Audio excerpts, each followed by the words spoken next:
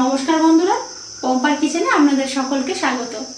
আজকে আমি আপনাদেরকে দেখাবো কাঁচা আমের আইসক্রিম। তার জন্য গাছ থেকে আমি দুটো কাঁচা আম পেড়ে নিয়ে এসেছি।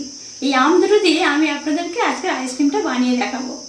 আর এই আমের আইসক্রিম বানাতে কি কি উপকরণ লাগে সেটাও আমি আপনাদেরকে জানাবো। তাহলে দেখে নেওয়া যাক এই কাঁচা আমের আইসক্রিম বানাতে কি কি উপকরণ লাগে। কাঁচা আমের আইসক্রিম বানানোর জন্য আমি গাছ থেকে পেড়ে আনা দুটো কাঁচা আম নিয়েছি। এটা বিট লবণ, পুদিনা পাতা আর এটা গুঁড়ো চিনি। চিনিটা আপনারা শিলে কিংবা মিক্সিতে করে গুঁড়ো করে নিতে পারেন। প্রথমে আমি কাঁচা আম দুটো সিদ্ধ করে নেব।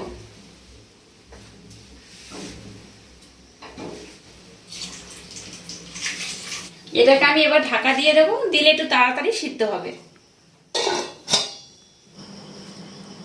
দেখুন আমটা সিদ্ধ হয়ে গেছে। আমটা যখন এইভাবে ফেটে যাবে না, আপনারা বুঝতে পারবেন যে আমটা সিদ্ধ হয়ে গেছে। এবার আমি আমটা ঠান্ডা করে নেব, তুলে নিয়ে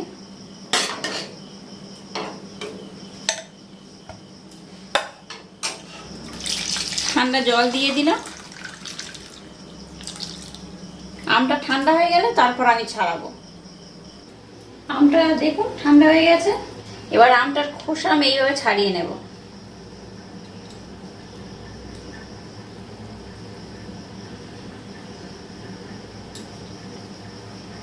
এইভাবে আমি দুটো আম ছাড়িয়ে নেব।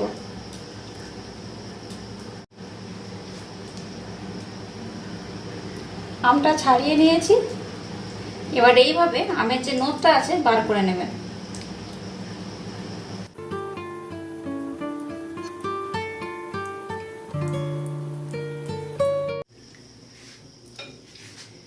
আমের নোটটা আমি বার করে নিয়েছি। আমের নোটটা এইভাবে ফেটিয়ে নেব। এবার আমি এই আমের নোটটা মিক্সিতে দেব।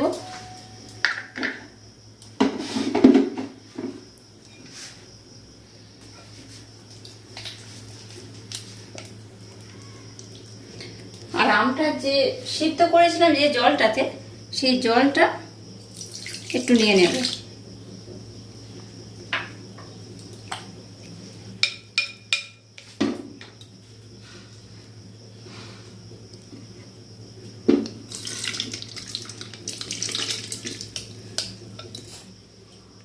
এবার এটার মধ্যে আমি এখানে চিনিটা দিয়ে দিচ্ছি।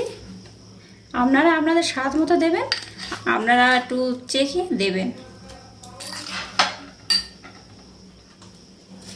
এবার আমি লবণ দিয়ে দিচ্ছি, এটা বিট লবণ, আপনারা আপনাদের স্বাদ মতো দেবেন।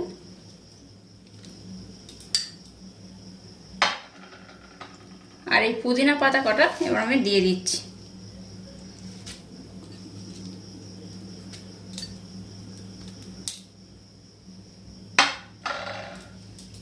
আর আমের সিদ্ধ করা যে জলটা ছিল সেই জলটা আমি দিয়ে দিলাম।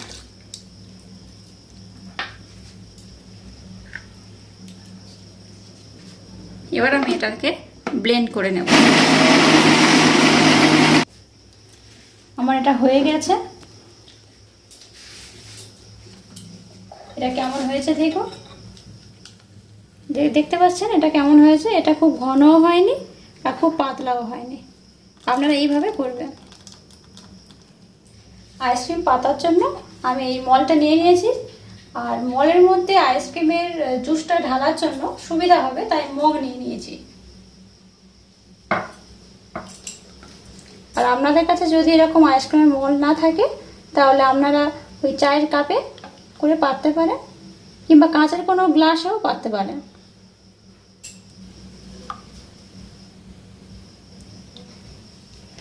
মিষ্টনটা দেখুন আমার অনেকটা বেশি হয়েছে, তাই এগুলো আমি এই কাপের মধ্যে ঢেলে দিচ্ছি।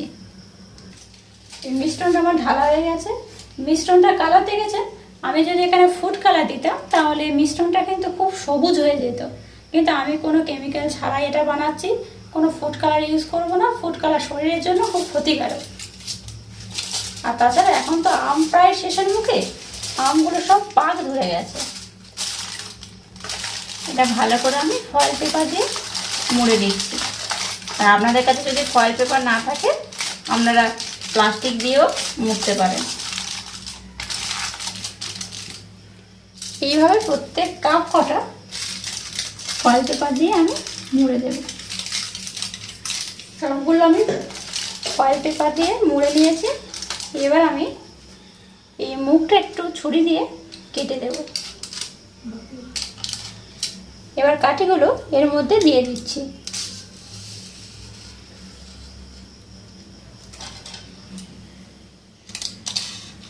আমার সব কাঠিগুলো দেওয়া কমপ্লিট হয়ে গেছে। দেখুন এটা আমার রেডি হয়ে গেছে। এবার এটাকে আমি ডিপ ফ্রিজে 10 থেকে 12 ঘন্টা রেখে দেব। তারপর বার করে দেখাবো কেমন আইসক্রিমটা পড়েছে।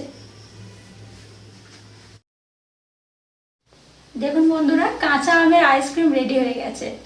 আমি এটা ফ্রিজ থেকে 14 ঘন্টা পর বার করলাম। আসুন এবার আপনাদের দেখায় কেমন হয়েছে।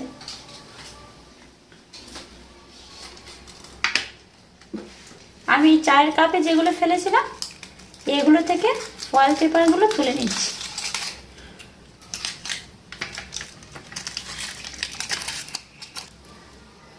কি সুন্দর পড়েছে দেখেছেন।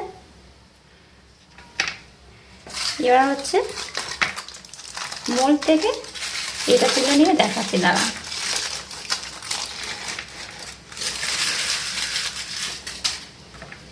দেখুন একদম টাইট হয়ে গেছে, দেখেছেন। 14 ঘন্টা ফ্রিজ থেকে বার করার পর আপনাদের দেখাচ্ছি। আচ্ছা, এগুলো আমি খুব সহজে তুলতে পারবো না। আমি ট্রের মধ্যে একটু জল দিয়ে দেব। একটু জল দিয়ে দিলে মোল থেকে তাড়াতাড়ি আইসক্রিমগুলো উঠে আসবে। এটাকে আমি 1 মিনিট জলের মধ্যে রাখবো, রেখে আপনাদেরকে দেখাবো কত সুন্দর আইসক্রিমগুলো পড়েছে। দেখুন বন্ধুরা, 1 মিনিট হয়ে গেছে। এবারে আমার কি সুন্দর আইসক্রিমগুলো পড়েছে, দেখুন কি সুন্দর উঠে আসছে। দেখুন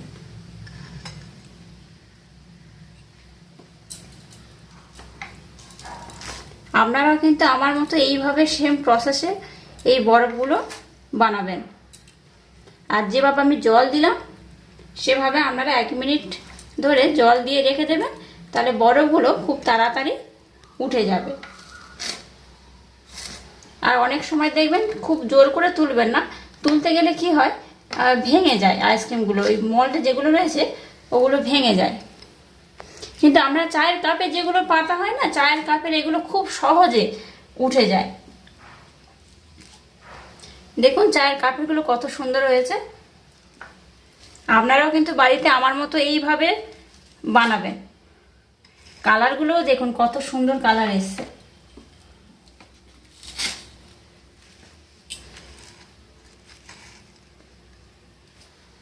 দেখুন কত সুন্দর আমের আইসক্রিমগুলো হয়েছে, কাঁচা আমের আইসক্রিম। আপনারা বাড়িতে অবশ্যই এইভাবেই ট্রাই করবেন। এই গরমের সময় বাচ্চা থেকে বড় সবাই পছন্দ করবে খেতে। আপনারাও বাড়িতে অবশ্যই এইভাবে ট্রাই করবেন। দেখতেও যেমন সুন্দর হয়েছে, খেতেও তেমন সুন্দর। আমি একটা টেস্ট করে দেখি কেমন হয়েছে।